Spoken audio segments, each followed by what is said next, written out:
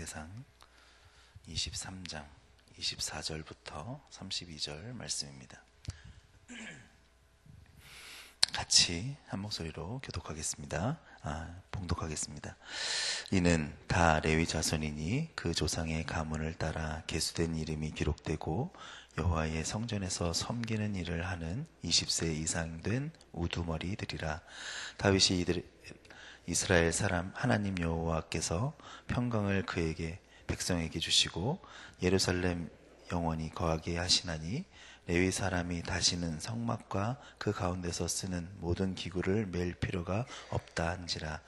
다윗의 유언대로 레위 자손이 20세 이상으로 계수되었으니 그 직분은 아론의 자손을 도와 여호와의 성전과 뜰과 골방에서 섬기고 또 모든 성물을 성결하게 하는 일을 곧 하나님의 성전에서 섬기는 일과 또 진설병과 고운 가루의 소재물 곧 무교변 전병이나 과자를 굽는 것이나 반죽하는 것이나 또 모든 저울과 자를 맡고 아침과 저녁마다 서서 여호와께 감사하고 찬송하며 또 안식일과 초하루와 절기에 모든 번제를 여호와께 드리되 그가 명령하신 규례에 정한 수요대로 항상 여호와 앞에 드리며 또 회막의 직무와 성소의 직무와 그들의 형제 아론 자손의 직무를 지켜 여호와의 성전에서 수종드는 것이더라. 아멘.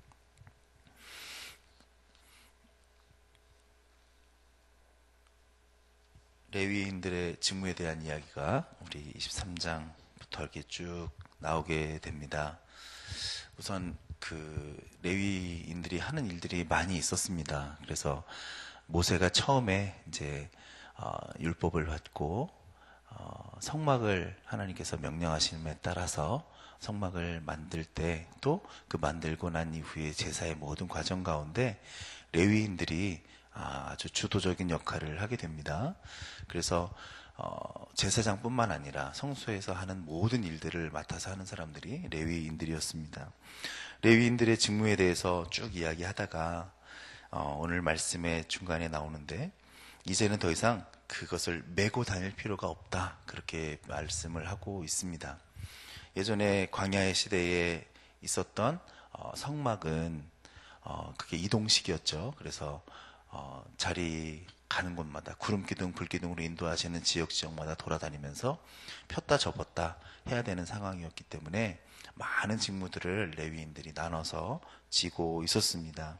그래서 성막에 있을 때 성막 안에 있는 것들, 바깥에서 설치하는 모든 것들을 담당하는 사람들이 바로 레위인이었죠. 그런데 이제 시대가 바뀝니다. 시대가 바뀌어서 이제는 다윗이 모든 물자들을 준비하고 이제 성전을 건축을 하게 되죠. 성전이라는 것은 다시는 옮길 수 없는 자리에 이제 설치를 하게 되는 거 아니겠습니까? 그래서 거룩한 하나님의 성전, 정착된 자리에서 만드는 장소가 됩니다. 시대만 바뀌고 또 장소만 바뀌는 것이 아니라 그럼 거기에 맞는 역할들도 또한 바뀌어야 되는 거죠. 그래서 다윗은 그 성막을 섬겼던 레위인들에게 이제는 성전을 섬길 수 있는 역할들을 다시 맡깁니다. 그래서 시대가 바뀌고 사람들도 다 바뀌었고 이제는 예배의 장소도 바뀌고 예배의 형식까지도 완전히 바뀌게 되는 것을 경험하게 되는 것이죠. 그런데 이 레위인들의 역할만은 변하지 않는 것 같아요. 여전히 성막에서나 성전에서나 하나님을 예배하고 하나님을 섬기는 역할들을 담당하게 되는 것입니다. 제사장은 하나님의 백성들과 하나님의 사이의 역할을 하는 거죠. 중보자 역할을 하게 됩니다.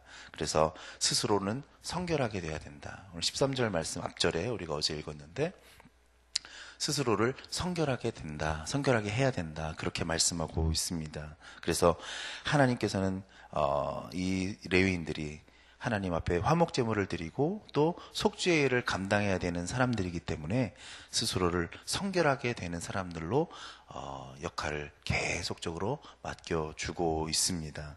그래서 제사장들이 역할 중에 가장 큰 역할이 바로 축복하는 역할, 제사 드리는 역할이었습니다. 그런 역할들이 또 시대가 바뀌죠. 그래서 이제 신약의 시대가 되어서 예수님이 이 땅 가운데 오셔서 많은 말씀들을 하시고, 또한 하나님께서 교회를 세우시고, 또 사람들이 바뀌고 시대가 바뀌고 또 바뀌게 되었습니다. 하지만 여전히 그의 역할은 변하지 않는 역할들이 있는 것 같아요.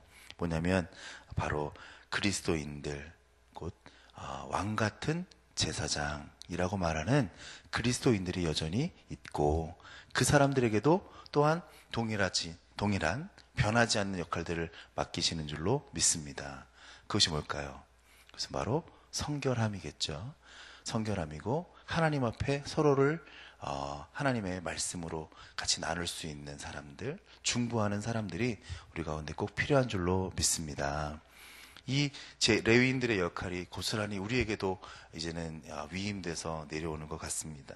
그래서 하나님께서는 시대가 변하고 예배 형식이 바뀌어도 여전히 하나님이 부르시고, 또 하나님이 구별하신 사람들의 역할이 아직도 있다. 그리고 우리도 그 역할을 감당해야 된다라는 것입니다. 또 2000년의 시간이 지나서 지금 우리 가운데는 우리의 성전이 있고, 또 사람이 바뀌었고, 또 시대가 바뀌었지만 여전히 우리도 주님의 그 말씀처럼 무엇이 필요할까요? 하나님 앞에 성결함이 필요하겠죠. 그래서 우리 모든 백성들, 또 우리 성락교회 교인들 안에 하나님의 성결함이 있게 되시기를 축복합니다. 그래서 출애굽기 39장에 보면 이런 말씀이 있습니다. 모세가 순금으로 패를 만들어서 거기에 새깁니다. 뭐라고 썼을까요? 여호와께 성결. 우리가 주님 앞에 지켜야 될 것이 있다면 바로 하나님 앞에 어떻게 하라고요? 성결해야 된다. 이러한 표현이 바로 우리 가운데 나타나야 되고, 우리가 지켜나가야 되는 모습이 아닐까 하는 생각을 합니다. 시대가 변하고 세상이 변하고 사람도 바뀌지만 여전히 하나님께서는 우리 백성들을 향하여서 중보하는 사람, 기도하는 사람, 그리고 성결하게 하나님 앞에 서 있는 사람들을 여전히 기다리시고 찾으시고 맡기신다라는 사실입니다. 그래서 우리 그런 역할을 감당하는 여러분과 제가 되기를 바랍니다. 그래서 그런 역할을 감당하는 이제 사람들이 이제 오늘 말씀까지 이어져 내려오죠. 오늘 말씀들에 보면 이제는 그 역할을 감당하는 레위인들의 하는 역할들이 이제 나타나게 되죠. 어떠한 섬김으로 나타나는지를 볼 수 있습니다. 28절, 29절에 보니까 레위인들의 섬김은 도와주는 섬김이다라는 거죠. 그 직분은 아론의 자손을 도와서 여호와의 성전과 뜰과 골방에서 섬기고, 또 모든 성물을 정결하게 하는 일, 곧 하나님의 성전에서 섬기는 일이다. 그렇게 이야기를 합니다. 결국 레위인들이 하는 역할들은 뭐냐면 돕는 자다라는 거죠. 제사장이 하나님 앞에 제사할 수 있도록, 예배 드릴 수 있도록 돕는 역할을 하는 것이 바로 레위인들의 섬김이었다는 거예요. 그런 역할들이 쭉 나오죠. 축구 경기에서도 보면 여러 사람들이 경기를 합니다. 그런데 한 명만 골을 넣죠. 열심히 볼을 돌리다가 결국 한 사람이 골을 넣지만 그 한 사람의 골이 그 한 사람이 만들어서 넣은 골은 아니죠. 옆에서 패스하는 사람이 있었고, 마지막으로 도움을 준 사람이 있었고, 그것을 받아서 그냥 발만 툭 갖다 댔을 뿐인데 골이 들어가는 거 아닙니까? 결국 한 팀의 역할, 돕는 자의 역할이 있었기 때문에 그것이 가능하다라는 것이죠. 제가 사이클을 좋아하는데 사이클 경기를 보면 답답합니다. 뭐 유럽에서는 많이 보니까 이제 그런가 하는데 우리나라 사람들 중에 이제 사이클 경기를 보는 사람들은 많이 없습니다. 근데 보면 답답하죠. 무슨 내용인지 모르는데 가만히 들여다보면 희한한 사람들이 막 나옵니다. 앞에서 1등 하면서 계속 달리는 사람이 있는데 그 사람 바로 뒤에 숨어서 가지고 달리는 사람이 있어요. 왜냐면 앞에 바람이 되게 세거든요. 그러니까 그 바람을 막아서 내 뒤에 있는 1등 할 사람을 도와주는 사람이 있어요. 계속 바람을 막아주는 거예요. 그 사람은 경기 내내.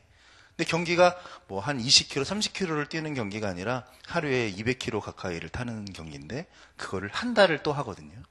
그러니까 얼마나 힘들겠어요. 그 힘든데 자신의 역할이 뭐냐면 내가 1등할, 우리 팀에서 1등할 사람을 돕는, 바람 막아주는 사람이 나의 역할인 거죠. 그러니까 계속 앞에서 그 사람은 계속 바람을 막아줍니다. 근데 또 어떤 사람은 저 뒤에서 자기 팀 차량이 있거든요. 그 차량에 가서 이렇게 경기가 이렇게 쭉 길게 자전거 경기는 이렇게 길게 되잖아요.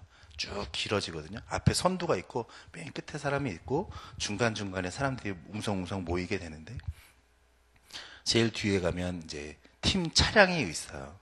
거기에서 물을 담는 거예요. 뭐 등 뒤에다가 물통이 되게 한 1.5리터 정도 되는 것 같아요, 크기가. 그런데 그거를 등 뒤에다가 막 한 서너 개씩, 주머니에다가 또 한 서너 개씩 막 집어넣고, 몸이 막 이렇게 그 옷이 이렇게 스파이더맨처럼 쫄쫄이 옷을 입고 다니잖아요, 자전거 타는 사람들이. 거기에다가 늘어나도록 그냥 막 다 집어넣고 자전거를 탑니다. 맨 뒤에까지 와서 물을 받아다가 맨 앞에까지 가서 선수들한테 나눠줘요, 자기 팀들한테. 그런 사람들을 도메스틱이라고 부릅니다. 왜? 도움을 주는 선수들이죠. 그 사람들이 없으면 더운 여름철에 200km를 타는 건 쉬운 일이 아닌 것 같다. 그런 사람들이 없었으면 목말라서 1등 할 사람이 1등을 못 하는 거예요. 결국 팀 안에서는 한 사람을 우승시키기 위해서 여러 사람들이 돕는 역할들을 하게 되는 것입니다. 그런 돕는 사람들이 없으면 경기를 할 수가 없는 거죠. 개인 경기인 것 같지만 잘 보면 그 안에 팀이 있고, 그 팀 안에서도 각자의 역할이 있고, 그 역할을 성실히 수행하는 사람이 있을 때에 그 팀이 강한 팀이 된다라는 것입니다. 교회도 마찬가지죠. 교회 안에 예배를 인도하고 설교하는 목회자가 있지만 예배부, 영상부, 또 찬양대, 주방을 섬기시는 분들, 또 교육하는 분, 재정을 담당하는 분, 각각의 역할이 있어서 그 역할을 성실히 감당할 때 교회가 아름답게 예배 드릴 수 있는, 또 예배가 잘 진행될 수 있는 교회가 움직일 수 있는 역할을 감당하게 되는 줄로 믿습니다. 돕는 역할, 너무 중요한 역할이다라는 것이죠. 레위인들의 섬김이 바로 그러한 섬김이다라는 것입니다. 30절, 31절에 보니까 아침마다 저녁마다 서서 여호와께 감사하고 찬송하고 안식일을 지켰다, 이렇게 나옵니다. 레위인들의 직무는 그런 돕는 역할만 있었던 것이 아니라 성전 제사에 관여했습니다. 예배를 드렸다는 거죠. 예배를 돕는 역할을 했다는 것입니다. 제사에 참여하면서도 찬양 드리는 사람으로 섬겼어요. 문지기가 4,000명인데 성가대가 4,000명이다라는 거예요. 하나님 앞에 예배하는데 온전히 집중하고 돕는 사람들이 되었다라는 것입니다. 영어로 예배라는 말이 서비스죠. 서비스는 다른 말로 봉사라는 거죠. 예배를 뜻하는 단어이기도 하지만 섬김을 뜻하는 단어이기도 하는 것이 바로 예배, 서비스입니다. 결국 예배를 드린다는 것은 서비스하는 거죠. 레위인들은 섬김의 사람들이자 동시에 예배하는 사람들이었습니다. 우리 믿는 사람들도 예배하는 사람들이면서 동시에 섬기는 사람들이 되어야 될 줄로 믿습니다. 예배 드리기 때문에 나는 못해, 이럴 수는 없는 거죠. 봉사해야 되기 때문에 난 예배 드릴 수 없어, 이럴 수도 없는 거죠. 교회에서는 예배 드리는 역할과 섬기는 역할이 함께 있어야 됩니다. 그래서 같이 움직여야 되는 거죠. 참으로 섬기는 사람이 되려면 참으로 예배하는 자가 되어야 된다라고 말씀을 보면서 묵상하게 됩니다. 우리의 모습 가운데 그러한 모습들이 이어지기를 바랍니다. 사도 바울이 고린도전서 12장에 이런 말씀합니다. 몸이 분열이 생기지 않게 하려면 지체들이 서로 걱정이 없어야 된다. 지체가 고통을 하면 모든 지체가 같이 고통을 당한다. 한 지체가 영광을 받으면 모든 지체가 함께 기뻐한다. 표준 세번역의 말씀으로 제가 읽었습니다. 하나님께서 지체를 주셨는데 다 같이 기쁜 거죠. 하나가 고통받으면 다 같이 고통받는 것이고, 하나가 기쁘면 다 같이 기쁘게 된다라는 말씀입니다. 어떤 직분, 어떤 역할을 우리가 맡았는지는 각각 사람들마다 알게 될 텐데, 그 역할이 앞에서 끄는 역할이든지, 아니면 뒤에서 미는 역할이든지, 아니면 예배하는 역할이든지, 봉사하는 역할이든지, 주님께서 그 맡겨진 역할을 성결한 마음으로 감당할 때 하나님의 교회가 만들어지고 유지되고 하나님 앞에 영광을 돌릴 수 있게 될 줄로 믿습니다. 그래서 오늘 하루를 살아갈 때 우리가 주의 말씀을 가지고 예배하며 또 기도하며 섬기며 살아가는 여러분과 제가 되기를 주님의 이름으로 부탁을 드립니다. 기도하시겠습니다. 은혜와 사랑의 아버지, 감사합니다. 우리 가운데 교회의 몸된 지체로 인도하셨는데 우리 속에도 다시 한번 주님께서 맡겨진 직분 잘 감당할 수 있도록 인도하여 주옵소서. 특별히 성결한 마음 허락하여 주셔서 주 앞에 성결, 여호와께 성결, 주님 앞에 나아가는 귀한 마음 허락하여 주시고 또한 예배하는 자로, 돕는 자로 설 수 있도록 인도하여 주옵소서. 예수님의 이름으로 기도했습니다. 아멘. 우리 공동기도문 선교 같이 기도하시겠습니다. 모든 민족과 나라에 십자가의 복음을 전하도록 온 세계에 12개의 선교센터를 세우게 하옵소서.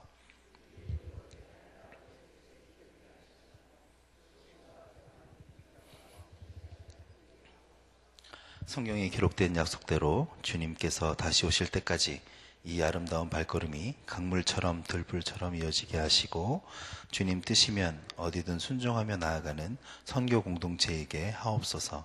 한 사람을 사랑하고 찾으시는 하늘 아버지의 마음이게 하옵소서. 아멘.